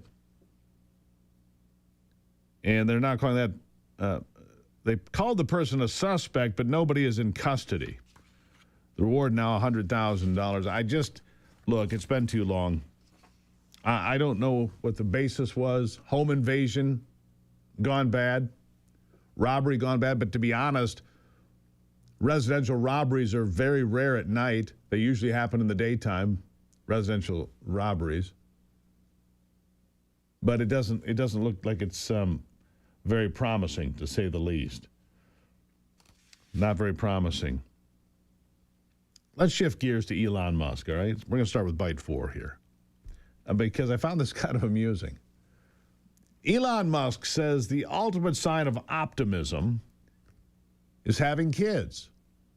Man, he must be really optimistic, because he seems to have them everywhere with a lot of different people. Yeah, women. He doesn't have children with other men. He has children with. Really optimistic is Elon, but anyhow, here's what he said. Like having a child is an act of optimism about the future. So, if you're not optimistic, yeah. So I think we need to maybe give people a sense of optimism and excitement about the future, and a belief that the future will be better than the past, and they'll be more interested in having kids. Yeah, more interested in having kids. All right, so talking about the future, we're going to shift to Bite 6 here. Because talking about the future and optimism, AOC is very optimistic that she's going to run for president. And I'm going to tell you, if AOC runs for president, she's going to get a truckload of money, several truckloads of money. Enough, in fact, that she could become the Democrat nominee for president in 2028. Write it down. Write it down. AOC right now, in my mind, is the leading contender to be the nominee for the Democrats in 2028 to be president. So she was at this Munich security conference where all these Democrats went over and trash-talked America, trash-talked ICE, trash-talked the President of the United States. And so she's there over the weekend, and she's asked a question about Taiwan, foreign policy. How is the United States going to respond if Taiwan is... It's a really important question. How is the United States going to respond if Taiwan is threatened or attacked by China? We have a mutual defense agreement with Taiwan, of course. Here is her... I can't call it an answer. Here is her response. Offer. And to all of you, and Congressman, I'll start with you, would and should the U.S. actually commit U.S. troops to defend Taiwan if China were to move? I think that this is such a, I think that this is a... Today, Junior? This is, of course, a very long-standing policy of the United States. And I think what we are hoping for is that we want to make sure that we never get to that point. And we want to make sure that we are moving in all of our economic research and our global positions to avoid any such confrontation and for that question to even arise. Wrong answer, idiot. That's no answer at all. She's just, wow. And if you thought that was bad, let's go to Bite 13. Another person who's going to announce her candidacy for president shortly after the midterms is Gretchen Whitmer, the governor of the state that I live in, Michigan. She was asked a foreign policy question about Ukraine. Her answer, equally poor. Listen to this. On Ukraine, what does victory look like? Ambassador? No, please. I'd love to hear your answer. It is. The two that I am on the panel with are much more steeped in foreign policy than a governor is. But I do think that Ukraine's independence, keeping their land mass, and having the support of all the allies, I think is the goal from my vantage point. Go ahead, Ambassador. Do a better job. No, Governor, you do a better job. So there you have it, AOC and Whitmer. What if it's Ocasio-Cortez Whitmer? What if that is your ticket, Democrats? I hope it is. I'm rooting for you. Put AOC at the top of the ticket. I mean, she'll get truckloads of money. She's not electable. Did I mention that part? She's not electable. But you see, the far left fringe of the party is taking control of the Democrat Party. It's not the Democrat Party anymore. It's not. AOC and her comrades should go do something else and name it something else. They're not Democrats. They're radicals. And they don't know doodly squat about foreign policy, obviously. When I come back, a guy that knows about sports, Brock Palmbush, will be here.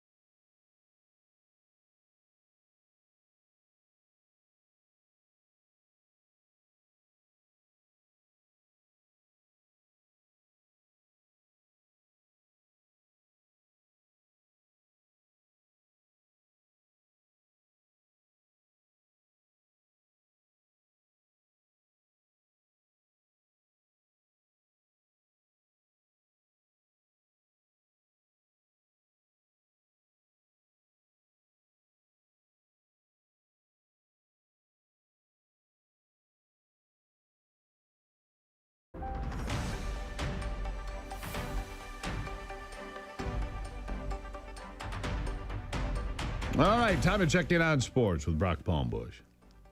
With a look at sports, I'm Brock Palmbush. Tyler Reddick led only one lap at yesterday's Daytona 500 in Florida, and it was the last lap as he won the Great American Race that starts the NASCAR Cup Series season yesterday. Ricky Stenhouse Jr. was second. Joey Logano ended up third. At the Olympics in Italy, the U.S. men's hockey team beat Germany 5-1 to close out pool play. They will play in the quarterfinals later this week. Colin Morikawa birdied the 18th hole to win the PGA Tour's AT&T Pebble Beach Pro-Am yesterday in California. It's his first win in almost 3 years. In men's college basketball, there was just one top 25 game.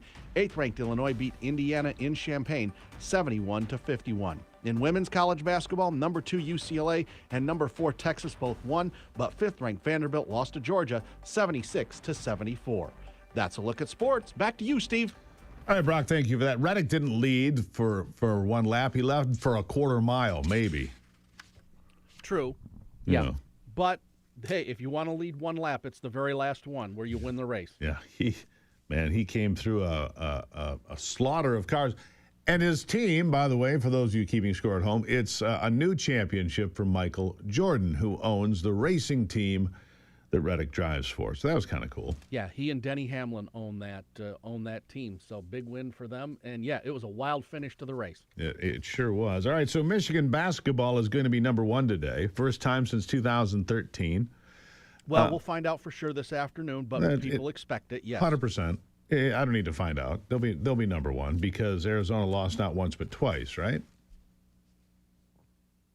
Yeah. Where'd he go? I lose him?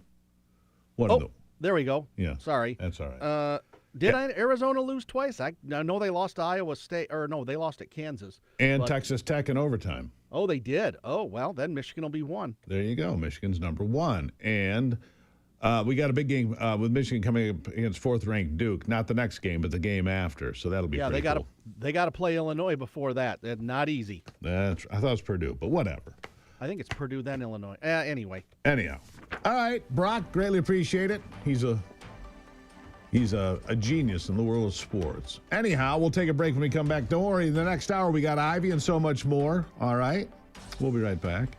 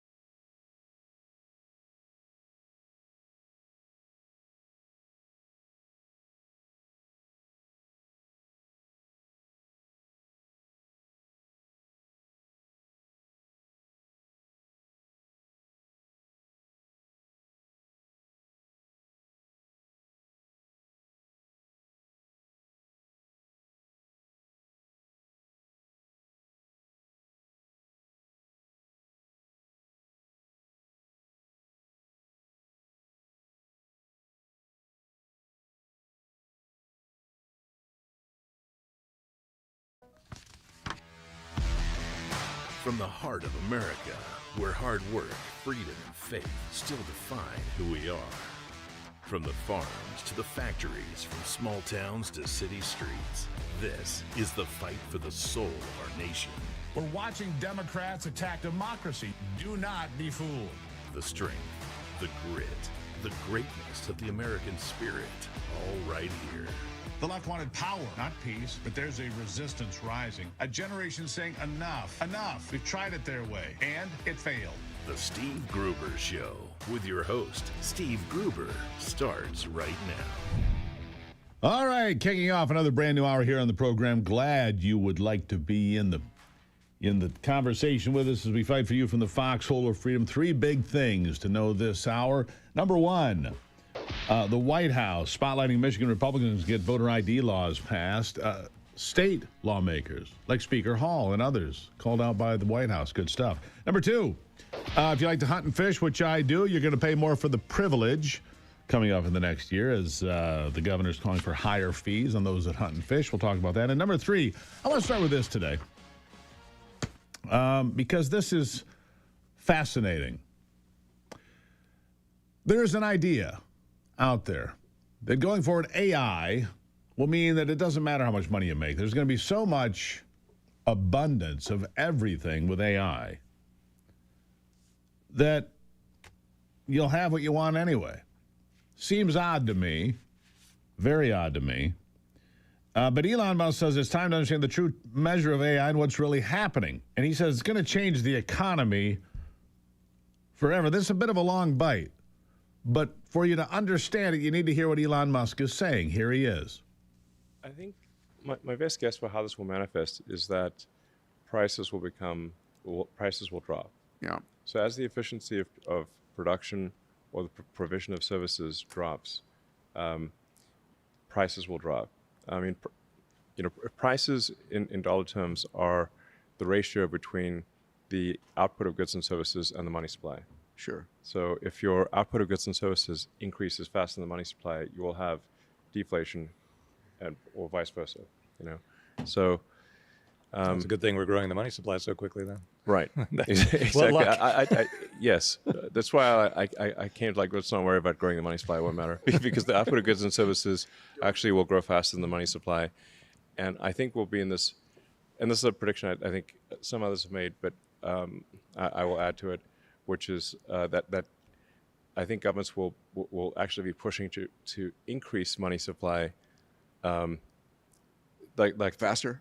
Yes, they won't be able to waste the money fast enough, which is saying something for government. But isn't it crazy how close those timelines just randomly worked out? I mean, at the rate, because we're expanding the national debt, not because we're anticipating AI. We were going to do that no matter what. Yes. And so it's like right on the edge of becoming Argentina.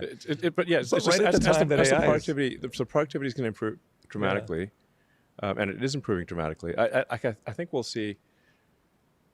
I think we may see high double-digit output of goods and services. We have to be a little careful about how economists measure things. Yes. GDP they don't like, but how you measure it. Think about that. Because they said the investment in labor for many, many things is going to be the price of electricity, right? That you don't need human beings to do a lot of these jobs anymore, right? Right. Well, if that's true, then you have this incredible creation of goods at low prices potentially. Now, I don't know what I make of that, but I share that with you because I think it's an interesting perspective on where AI takes us, right? And it comes at a time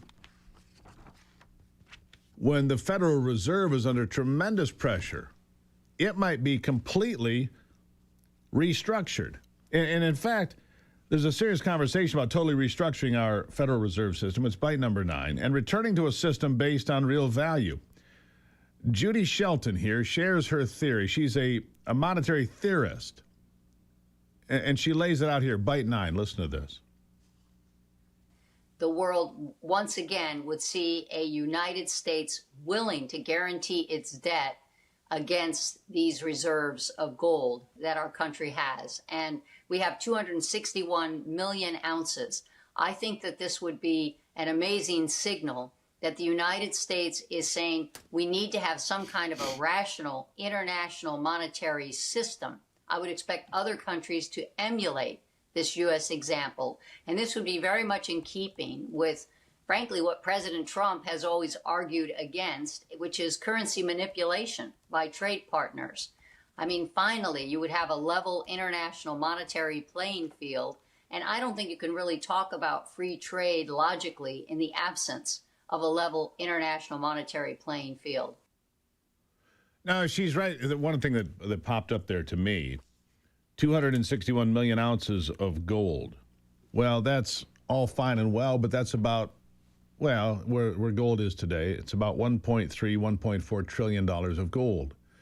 Our debt, as the gentleman just mentioned, $38 trillion. And if you put in the unfunded liabilities, you're at $160 trillion of debt in this country. I mean, those are the numbers. Those are the factual numbers. And when I say unfunded liabilities, that's Social Security, Medicaid, Medicare, the retirement plans for local, state, and federal workers. The list goes on, of course. We have so much debt in this country you can't even imagine.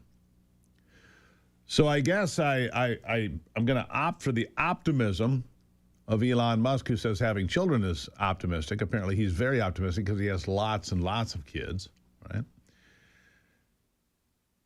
But the Federal Reserve System and leaving the Bretton Woods plan when Nixon took us off the gold standard in 1971, making this fiat currency, meaning the dollars in your pocket are worth the weight they are in paper.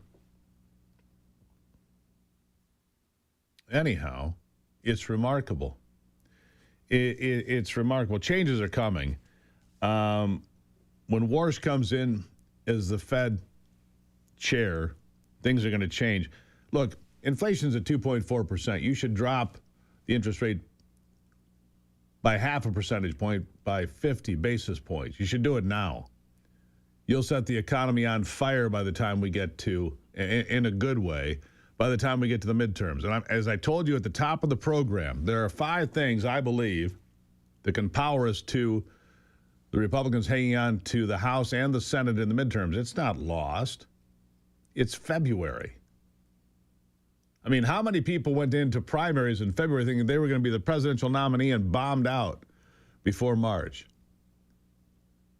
Political victories are all temporary.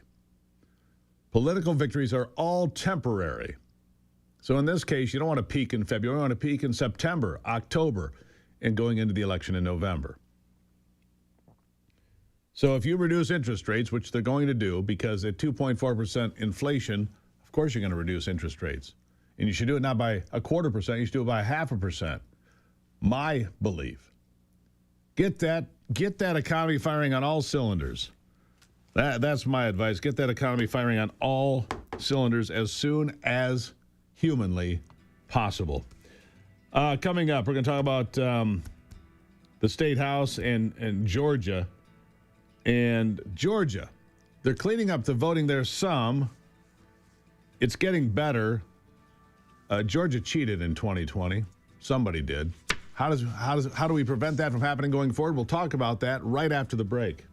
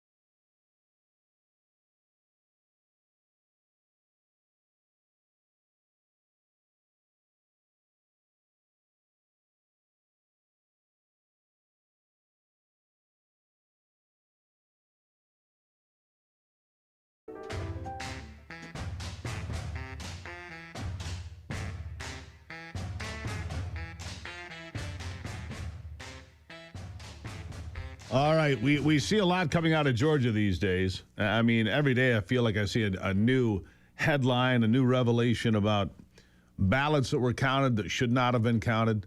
Fulton County, of course, got raided by the FBI. A lot happening there about election integrity, that's for sure.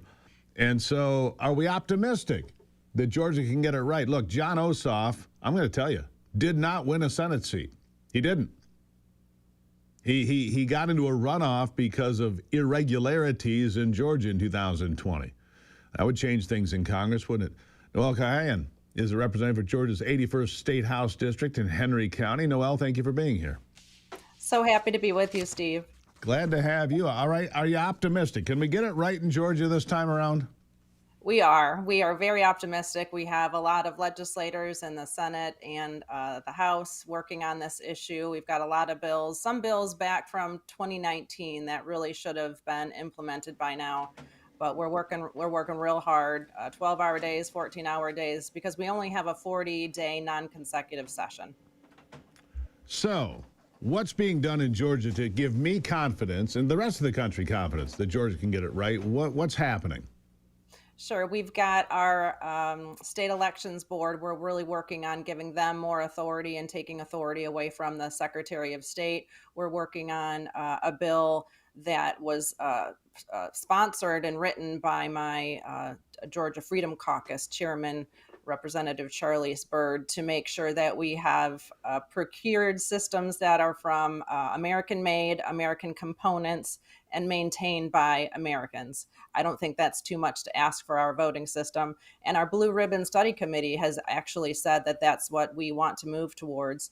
And also hand-marked, hand-counted paper ballots is what our Blue Ribbon Study Committee worked over the summer to do. Also for our people who vote, we're asking for an ID, for our IDs to include on the back that it says the bearer is not a U.S. citizen, not to be used for voting purposes. And that's not too much to ask for our poll workers and our poll managers to have confidence that they're not making any errors, because they always say, oh, it's an administrative error. You know, oh, we're sorry about that. It was a procedural error. Well, we want to make sure that that's never going to actually happen again. What is the state of ID in Georgia? I don't know your state law. Share it with the folks. Yep. So you have to have, obviously, a driver's license. In order to get your driver's license from the Department of Driver Services, you have to provide proof of citizenship. The Secretary of State is talking about moving towards real ID here in Georgia. I don't have a real ID. I chose not to get that for my driver's license. It just seems to be too intrusive for me. So my driver's license, I've already been verified that I'm a citizen. So you just use your driver's license. I've been a poll worker, a poll manager, a poll watcher, absentee ballot monitor, audit review panel, ballot monitor. So I've done all the positions that you can think of at the polls.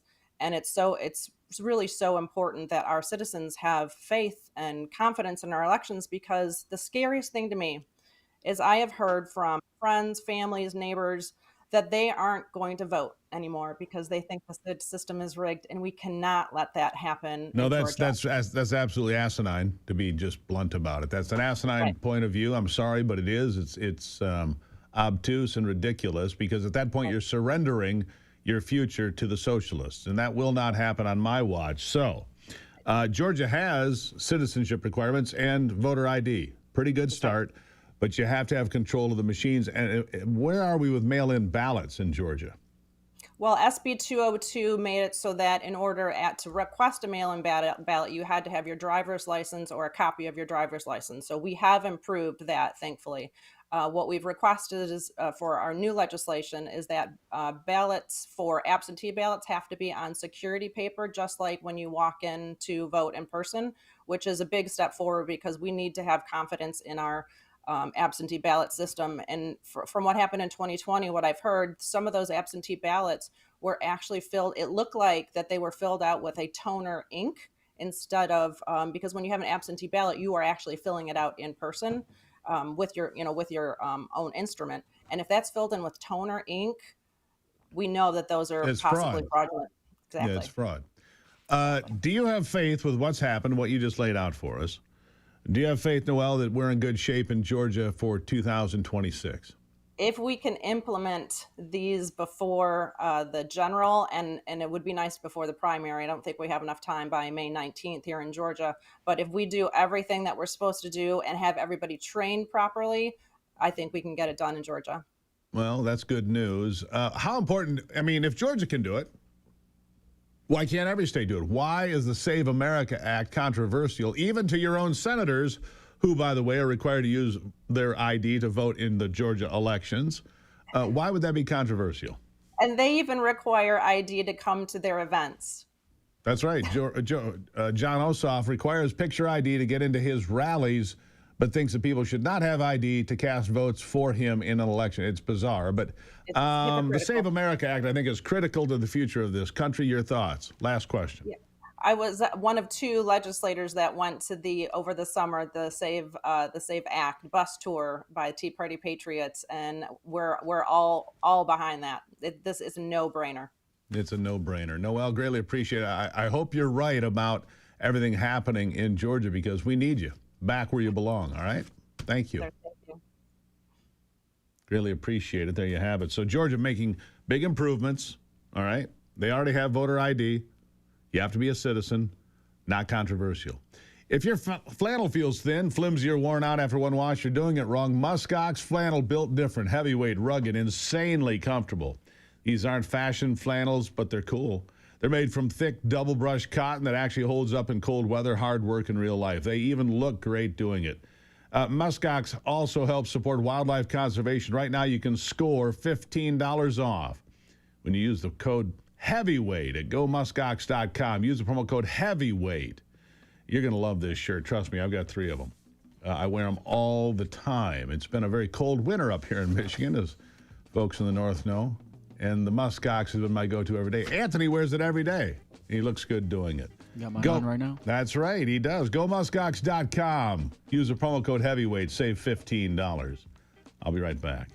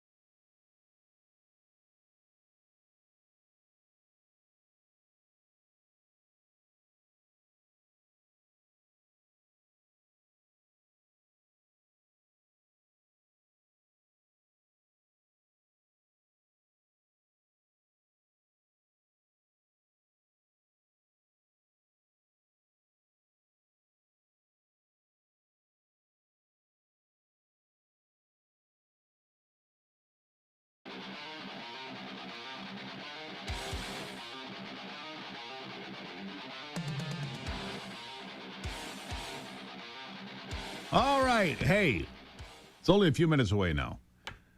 The debut of Forgotten America, the podcast with myself and Ivy, our first guest, Kyle Rittenhouse. It's launching at 9 o'clock this morning, so just over a half an hour. It'll go live on YouTube. You just need to be a subscriber. Always click the like button, which you find down here somewhere. Become a subscriber. Help us out. We needed some long form. Love doing the television, love doing the radio, but the commercials, well, they break up the conversation. Not anymore. Forgotten America is your answer to those that have been asking, hey, can you guys go longer? Yes. Yes, we can. It starts this morning at 9 o'clock. Kyle Rittenhouse, the first guest, as I mentioned, infamous in many circles, divisive, a polarizing figure in American politics for sure. Here's a preview. They wanted to use me as an example, and they wanted to put the right to self-defense in America on trial as a way to erode at our God-given rights to defend ourselves. And they started with Kyle Rittenhouse being pursued, but it was really the entire country on trial, saying if I'm not allowed to defend myself, no one else is. Yeah. We have the right to defend ourselves. A man's home is his castle, right? That's Look, some of these states would like you to be subservient to the state. only be protected by, and it's weird because on the left, they don't want you to have the right to self-defense. They don't believe in the Second Amendment, and they hate the cops. Well, if you can't defend yourself and you hate the cops, who's going to defend you? Defund the police and take away the Second Amendment. What, are you going to have a pitchfork in your house? A ball bat? Is that going to do it? I mean, the idiocy is immeasurable. No Second Amendment, defund the police. Think about that. Just let that marinate for a minute about how ridiculous that truly is. No protection for anybody. You're just on your own out there. Good luck. We're all counting on you. Yeah, okay. Anyhow, coming up, I've got Eric Nesbitt. He is the Senate Minority Leader, Republican in the state of Michigan. He's also running for governor in Michigan. We'll talk to him after the break.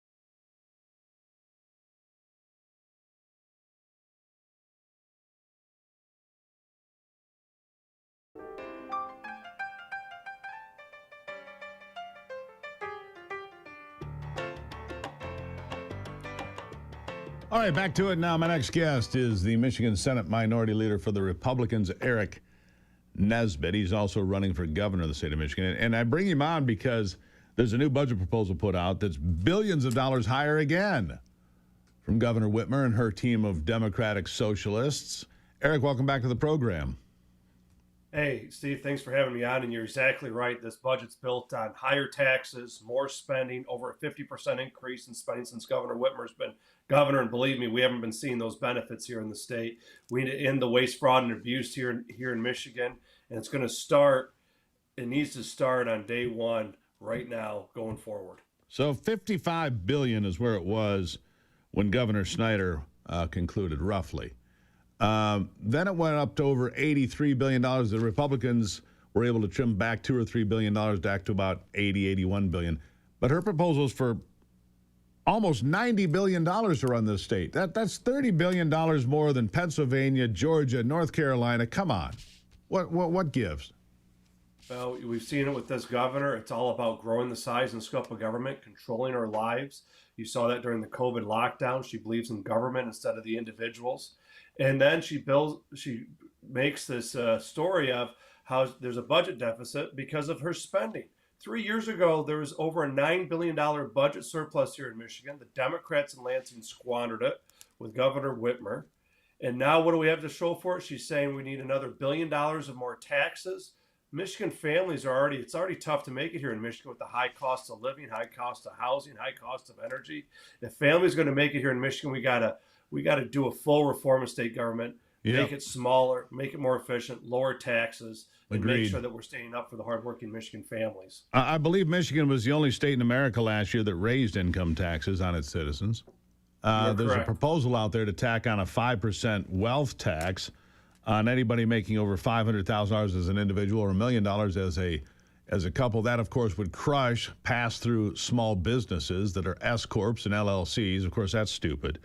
I mean, they just don't get it. Look, where did Ford Motor Company just announce they're building a brand new plant? Was it Michigan? No, it's down south. It's Tennessee, baby. Tennessee. No income tax, right to work state. Lowest cost of government in really the eastern United States. They're one of the 5 lowest cost of governments in the nation. Yeah. So, look, even Indiana and Ohio are crushing us with new business, new opportunities, lower cost of living, lower tax thresholds. How do they not get it? How do they not get it in Lansing? You're destroying the state. One new tax proposal at a time. I mean, they're not quite Virginia that put out 50 new proposals, but I think that Governor Whitmer looks lovingly and longingly at Virginia saying, wow, I wonder if we can come up with 50 new taxes. I mean, seriously. I was talking to a contractor that has half his operations in Tennessee and half here in Michigan.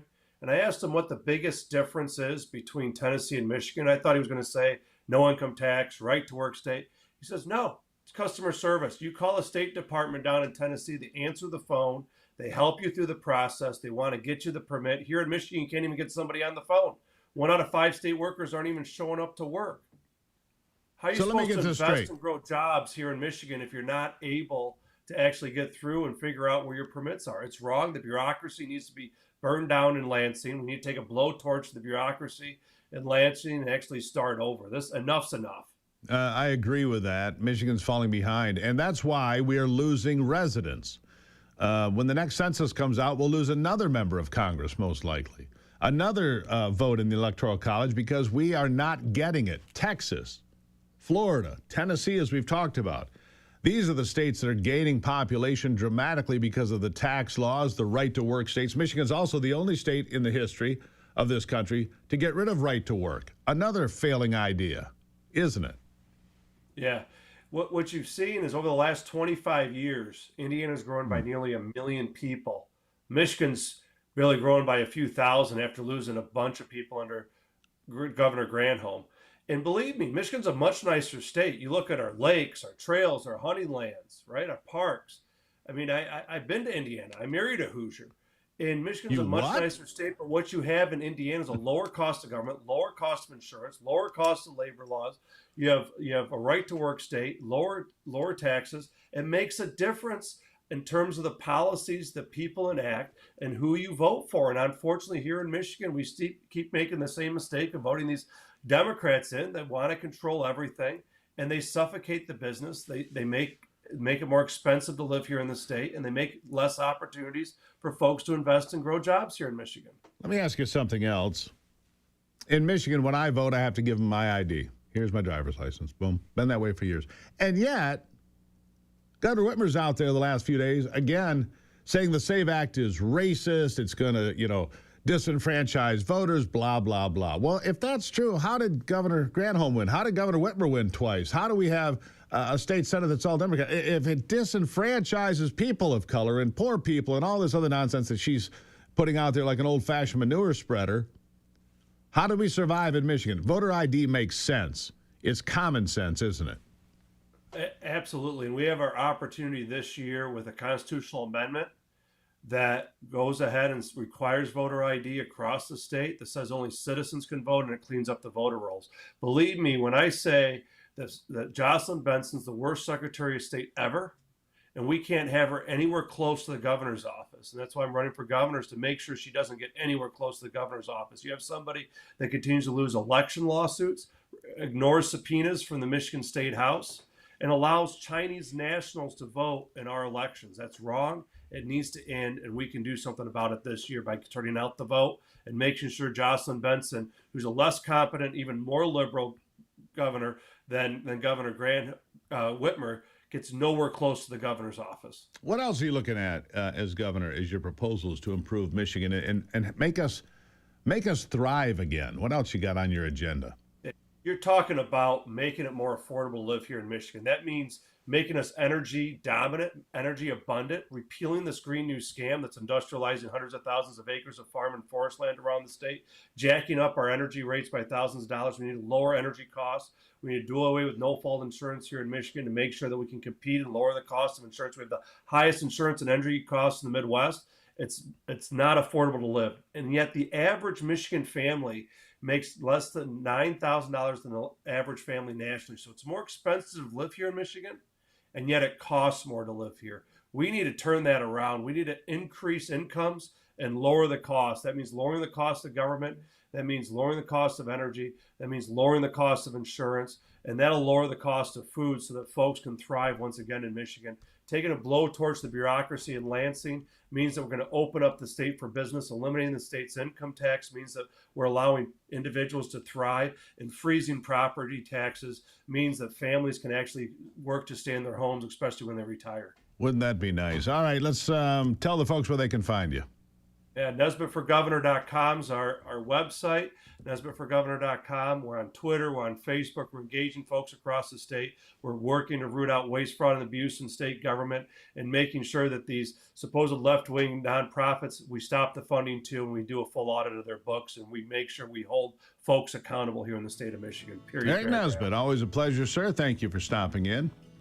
Hey, Steve, thanks for covering this. All right, there you go. When I come back, Ivy will join me here on the program, as she does most days. You don't want to miss it. It's coming up on the Steve Gruber Show.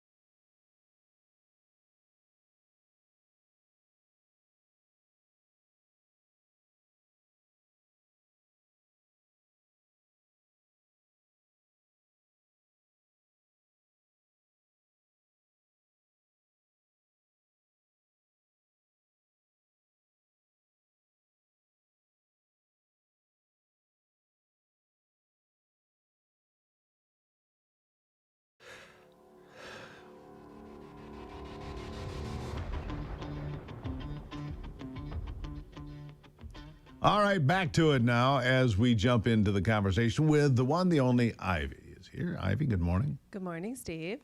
How are you? I'm great. How do you love those new glasses? Oh, thank you. I said, how do you love them? Oh, how do I love them? I said, I thought you said I love them. I do like them a lot.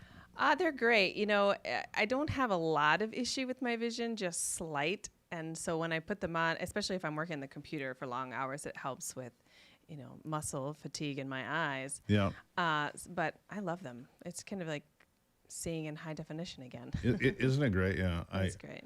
I hate having to wear glasses, but without them, we got problems. Anyhow, what's on your mind? Well, trust me, when I was a child, I mean, I couldn't see 3 feet in front of me. I'm blind as a bat. But so I had glasses for a long time and then had LASIK. And that helped for 20 years. Helped for 20 years. Not just a minor adjustment, and they're kind of fun. Cool. So anyhow, have you seen this report about Kaylee Keeler? She's a sophomore at Rogers High School.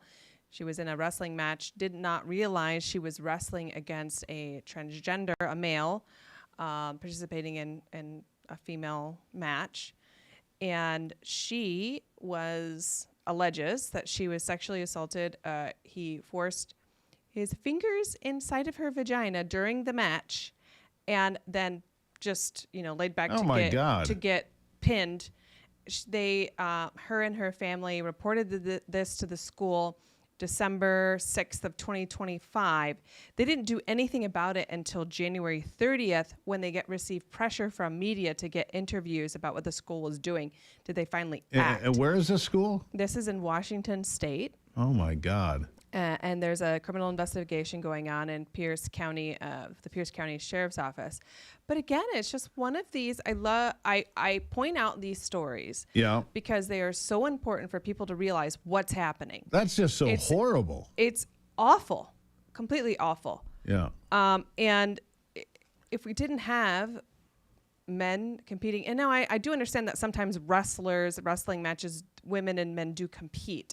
In this particular scenario, she did not even realize that it was a dude. It was a guy. Yeah. And this sexual assault, alleged sexual assault that she's reporting happened, occurred to her, and there is an investigation going on. But as I read about this stuff, there are so many different Reddit forums and of transgender people talking about how that these arguments against them are wrong, and that there is no difference between, if you are transitioning, you are definitely not stronger and better than a biological woman. Da, da, da, da. It's really quite sad and sickening to read. It is. When you think about these things that have happened to female athletes, it's evil and very sad. And there's too much of that. We talked about this over the weekend, you and I. Yeah. The normalization of evil to the point that people are desensitized to it. Oh, certainly. And you see it out there, and you just go, to each their own, you be you. No. Well, it's a passive way of living, right? Yeah. So, you might say you're in this community, in this school with this young woman that this happened. And, these other parents, there should be outrage amongst the community. It should be. Complete outrage. Every parent in this school should be calling and saying, hey, what is going on? This is absolutely not okay. This should not be happening in my school. And I don't know if that occurs. I know, even in our home district schools, we had to go, you and I and many others in the district had to fight against transgender bathrooms in our kids' Among school. other things. Yeah. But for there not to be outrage, it is a complete passive attitude about, maybe they have rights too, or and too many people look the other way.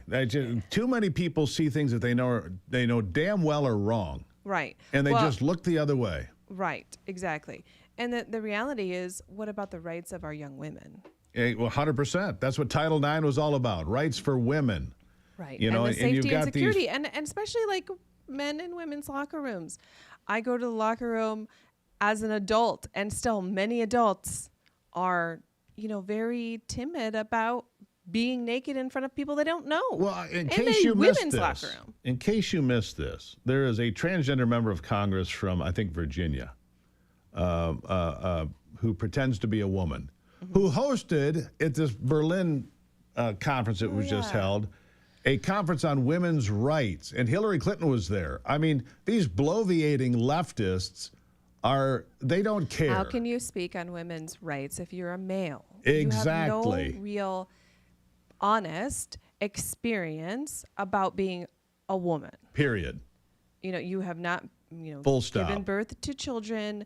You have not had to, I mean, I don't know the situation with this woman, but it's not the same. It's not. Yeah. And why don't we just send It's not a woman, it's a dude. woman to go talk about these things? Exactly. Why wouldn't you have a woman host a round table on women? But no, you've got this transgender. I can't remember what he changed his name to pretend he's a woman. Whatever. I'm not buying it. I'm not accepting it. I'm not looking the other way. I'm not going to look at evil and say, well, that's all right. I don't care. I do care. Yeah. And I will not and really sit silently. check in on your passivity. If you're making excuses why you shouldn't, why you should just not care about this, it's really important. And I think it's important for all people in the community to get involved. If this is happening in your community, to speak up and Even act. if you're the only one speaking up, and you know it's the right thing to do? Yeah. Speak up, be heard, take a stand for what is And right. do something that matters. Go to a school, meeting or a school board meeting, or write letters, or call people, talk to people. Don't just get Absolutely. online and start ranting. That's not going to make a big impact. Yeah, your social media Actually rant is getting meaningless. in and doing something about it will make a difference for sure. I agree. Yeah. Time to stand up for what's right. Don't look at evil in the face and say, stop doing that. Stop being passive and permissive when it comes to evil, which does exist, by the way. If you haven't seen it, you're not paying attention. Ivy, love you. Love you too, Steve. Greatly appreciated as always. Final thoughts on the day after this.